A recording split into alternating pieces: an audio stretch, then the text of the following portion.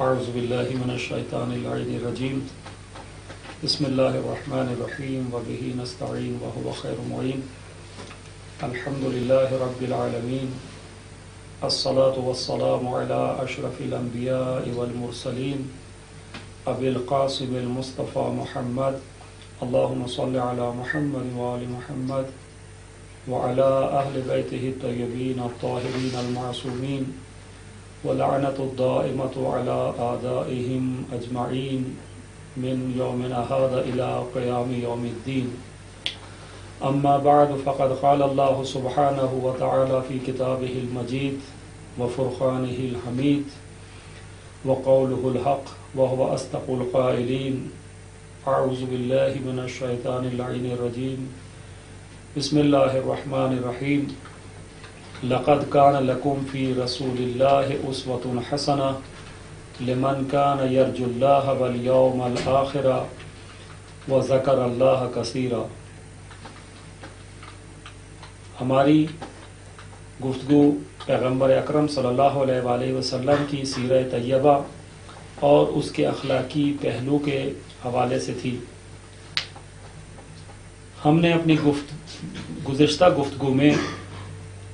اس آیہ کریمہ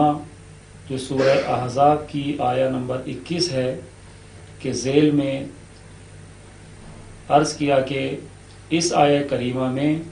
خداوند متعال پیغمبر اکرم صلی اللہ علیہ وآلہ وسلم کی حیات طیبہ اور اسوہ حسنہ کو تمام اہل توحید کے لیے، تمام خدا پرستوں کے لیے نمونہ عمل قرار دے رہا ہے کہ وہ تمام لوگ کہ جو خدا پر ایمان رکھتے ہیں، ان کا عقیدہ ایک خدا پر ہے، جو خدا پرست ہیں، جو موحد ہیں، اور نیز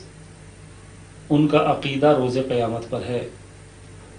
کیونکہ روز قیامت قدرت خدا کے متجلی ہونے کا سب سے اعلیٰ اور سب سے عمدہ محل و مقام ہے کہ وہ تمام وعدہ یہ الہی کہ جو اللہ تعالیٰ نے اپنے بندوں سے کیے ہیں، ان کے قدرت مندانہ اور بہترین انداز سے متحقق ہونے کا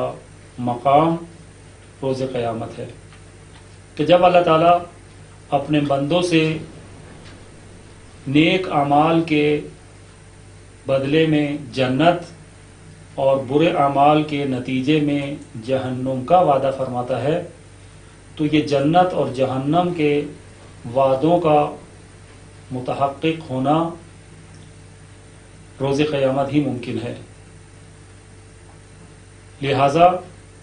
خداوند متعال پر عقیدہ رکھنے والے تمام لوگ اس معاد اور اس روز قیامت کا بھی عقیدہ رکھتے ہیں کہ جہاں اللہ کے وعدوں کا رونما ہونا اور تحقق پذیر ہونا ضروری ہے۔ تو اللہ تعالیٰ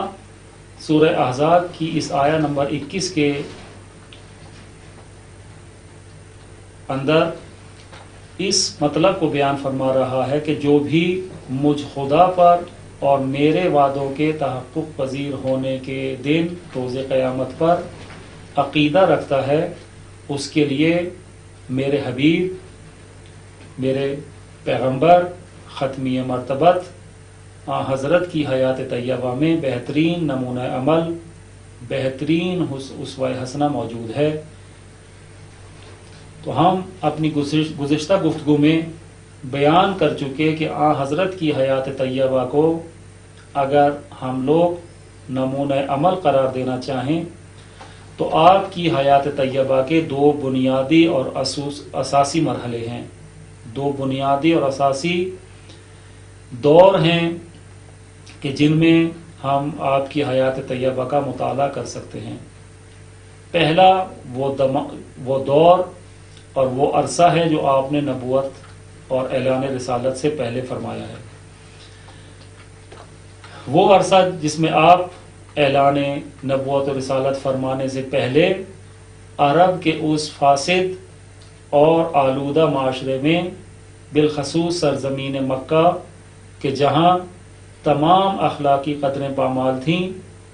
آپ نے اپنی حیات طیبہ میں وہ اخلاق حسنہ اور سیرت و کردار کے عمدہ نمونے پیش کیے ہیں کہ جس سے معاشرے کے تمام لوگ خواہ وہ آپ کے لائے ہوئے دین پر ان کا عقیدہ بعد میں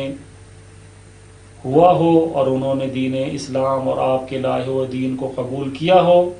یا انہوں نے پہلو تہی کرتے ہوئے آپ کے عقیدے کا انکار کیا ہو، لیکن آپ کی سیرت و کردار کی برکتوں سے جن اوصاف حمیدہ اور حسنہ کو آپ نے اس معاشرے میں کسب فرمایا تھا اور صادق اور امین کے لقب سے یاد کیے جاتے تھے، وہ اس کا انکار نہ کرتے تھے۔ یہی وجہ ہے کہ آن حضرت اعلان رسالت فرمانے کے بعد جب ایک وقت ایسا آیا کہ آپ نے کوہ صفا پر چڑھ کر بلند آواز سے یا صباحا یا صباحا کی آواز بلند فرمائی، اور یہ وہ آواز ہوتی تھی کہ جب لوگوں کو خطرے سے آگاہ کیا جاتا تھا۔ یا صباحا یہ صبح کے طلوع ہونے کی خبر دی جاتی تھی، اور دشمن رات کو کمین گاہ میں بیٹھنے کے بعد منتظر ہوتا تھا کہ جیسے ہی صبح کی روشنائی نمودار ہو اور طلوع خورشید ہو تو اپنے دشمن پر حملہ آور ہو۔ تو جب کوئی شخص دشمن کی آمد کو صبح دم دیکھ لیتا تھا تو اپنے قبیلے والوں کو اس خطرے سے آگاہ کرنے کے لیے یا صباحا کی آواز لگاتا تھا، تاکہ اپنے قبیلے والوں کو یہ بتا سکے کہ صبح ہو گئی، اٹھ جاؤ اور دشمن حملہ آور ہے۔ تو جب پیغمبر اکرم نے یا صباحا کی آواز کوہ صفا سے بلند کی تو جس جس کے کانوں تک یہ آواز پہنچی وہ فوراً اپنے گھر سے باہر آ گیا، اور تھوڑی ہی دیر میں آپ کے گرد ایک اچھا خاصا ہجوم اکٹھا ہو گیا۔ اور جب آپ نے یہ دیکھا کہ کافی لوگ آپ کے گرد جمع ہو چکے ہیں تو آپ نے موقع کی نزاکت کا فائدہ اٹھاتے ہوئے فرمایا کہ اگر میں تمہیں یہ خبر دوں کہ اس پہاڑ کے پس پشت ایک بڑا دشمن موجود ہے تو آیا میری بات قبول کر لو گے؟ تو انہوں نے سب نے بیک زباں یہی کہا کہ ہاں، کیونکہ ہم نے آپ سے کبھی جھوٹ نہیں سنا، آپ صادق ہیں۔ تو آپ نے اسی اپنے اس مقدمہ رسالت کا فائدہ اٹھاتے ہوئے کہ جو آپ نے 40 سال کی اپنی جانفشانی کی زندگی میں یہ منصب صداقت حاصل کیا تھا، اسی کا فائدہ اٹھاتے ہوئے آپ نے فرمایا کہ اگر میں تمہیں یہ کہہ رہا ہوں کہ پس پہاڑ دشمن موجود ہے اور میری بات قبول کر رہے ہو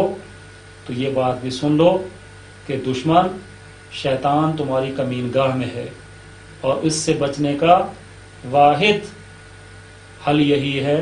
قولوا لا الہ الا اللہ، کہ تم اللہ پر ایمان لے آؤ اور وحدانیت خدا کا اقرار کر لو، خدا پرست ہو جاؤ، بت پرستی کی لعنت کو چھوڑ دو،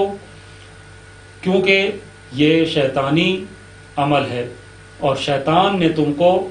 اس عمل پر وادار کیا ہوا ہے۔ تو پس جب تم مجھے صادق اور امین جانتے ہو اور مجھے سچا مانتے ہو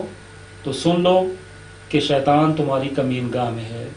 تو اس سے بچنے کا واحد حل یہی ہے کہ اللہ پر ایمان لے آؤ اور خدا پرست ہو جاؤ۔ جب ابو جہل نے یہ آپ کی گفتار سنی تو لوگوں کو آپ سے دور کرنے کے لیے نازیبا الفاظ سے آپ کو یاد کیا اور کہنے لگا کہ بس آپ نے اتنی سی بات کے لیے ہمیں بلایا تھا اور ہمارے آرام و سکون کو برباد کیا تھا۔ تو یہ حضرت صلی اللہ علیہ وآلہ وسلم کی سیرت طیبہ ہے کہ آپ نے وہ امانت و صداقت کہ جس کے جلوے آپ نے قبل از اعلان نبوت اظہار فرمائے تھے، انہی سے مختلف انداز سے فائدہ اٹھاتے رہے۔ نیز ہم دیکھتے ہیں کہ وہ لوگ کہ جو آپ کی نبوت اور رسالت کے منکر تھے اور آپ کے مختلف حوالے سے سب و شتم اور مختلف نازیبہ الفاظ سے نوازتے تھے، آپ کے پاس اپنی امانتیں بھی رکھواتے تھے، جس کو ہم بعد میں چل کے بیان کریں گے کہ کس طریقے سے مکے والے آپ کو اپنی امانتیں سپرد کرتے تھے، باوجود یہ کہ آپ کو مجنون، ساحر اور جادوگر کے القاب سے بھی یاد کرتے تھے۔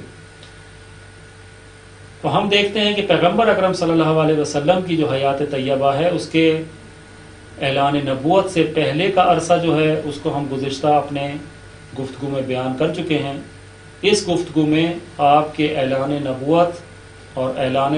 رسالت کے بعد کے کچھ پہلوؤں اور کچھ حیات طیبہ کے حصے پر روشنی ڈالیں گے۔ آپ کی جو رسالت ہے اس کو چند مرحلوں میں اور چند حصوں میں تقسیم کر سکتے ہیں۔ حکم خداوندی سے آپ نے اپنی رسالت کو ابتدا میں مخفی رکھا، اور اس کے مخفی رکھنے کی بھی وجہ یہی ہے کہ عرب کے اس معاشرے میں ایک جدید اور ایک نئے دین کا اعلان کرنا اگر ابتدا ہی میں بطور علل اعلان ہوتا اور اعلانیہ طور پر سب کو دین اسلام کی طرف دعوت دی جاتی تو شاید بہت سختی کے ساتھ رویہ اختیار کرتے ہوئے اس دین جدید کو ابتدا ہی میں دبا دیا جاتا، لیکن آپ نے خداوند متعال کی حکمت و مصلحت کے پیش نظر اپنی اس نبوت کے اعلان کو ابتدا میں مخفی رکھا، اور 3 سال تک مخفی طور پر دین اسلام کی تبلیغ کرتے رہے، لوگوں کو دین اسلام کی طرف دعوت دیتے رہے۔ اس 3 سال کے عرصے میں زیادہ تر جو لوگ اسلام کے ساتھ شرف یاب ہوئے وہ وہی لوگ تھے کہ جن کی آپ نے کفالت و سرپرستی اعلان رسالت سے پہلے سے شروع کی ہوئی تھی۔ وہ معاشرے کے محروم طبقات، وہ غلام اور وہ غریب لوگ کہ جو معاشرے میں ستم دیدہ تھے اور مکہ کے اشراف ان کے حقوق غصب کیے ہوئے تھے، ان کے اوپر ظلم و ستم روا رکھتے تھے، حضرت نے ان کی دلجوئی فرمائی، ان کی مالی مساعدت فرماتے رہے۔ نتیجتاً یہی لوگ سب سے پہلے آپ کے پیغام الہی کو قبول کرنے والے بنے۔ اس کے بعد جب 3 سال کا عرصہ گزر گیا اور تقریباً 40